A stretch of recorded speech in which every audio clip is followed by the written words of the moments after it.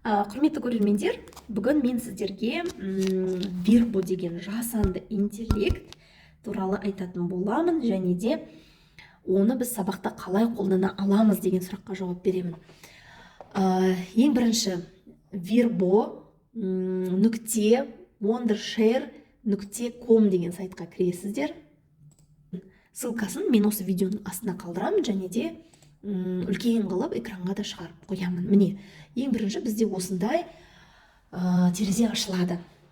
Терезе ашылғаннан кейін Generate all video online дегенге басасыздар.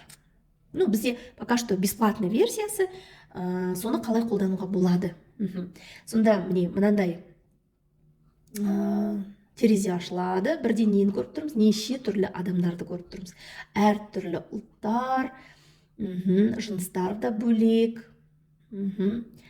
Так, тамаша. Енді осы персонаждардың біреуін қазір қазақша сөйлетейік. Тағы да өзіміздікінде загружать етсе болады, бірақ ол, кажется, платный версиясы ғой деймін. Пока что осыны көрейік. Ал давайте, онда не істейік? Бір персонажды таңдап алайық. Мысалы, мына үнді қызын. Сосын міне Great Video деп тұрады. Біріншісі ол мынандай көлденеңінен 16:9, ал енді мына Portrait дегеніміз ол мынандай тігінен, яғни мына Stories форматы және де пост форматы деген сияқты. Мысалы, мен пост форматын таңдап алайын. Осындай терезе ашылды. Ашылғаннан кейін мына астына мен өзіме керек бір текстті жазайын. Мысалы, текстімді жаздым. Бірден текст жазып жатқан кезде искусственный интеллект қай тілде екенін өзі бірден тауып береді. Яғни қазақ деп тұр, Айгүл, яғни Айгүлдің атын қойып қойған. Мына жерде speed деген сөйлеу ырғағының көбейтсеңіз болады, ақырындатсаңыз болады деген сияқты.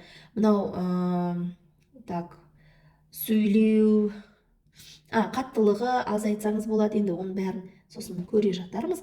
Енді мына қыздың сөйлегенін көру үшін мына жерде экспорт деп тұрады, яғни біз скачать етіп аламыз. Бірнеше секундты алады, күтеміз.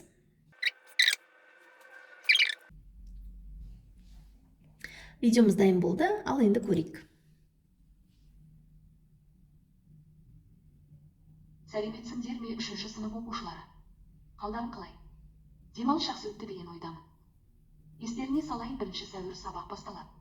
Өздеріңді қатты сағындым. Кездескенше. Сәлеметсіңдер ме 3-ші сынып оқушылары? Супер, тамаша. Керемет.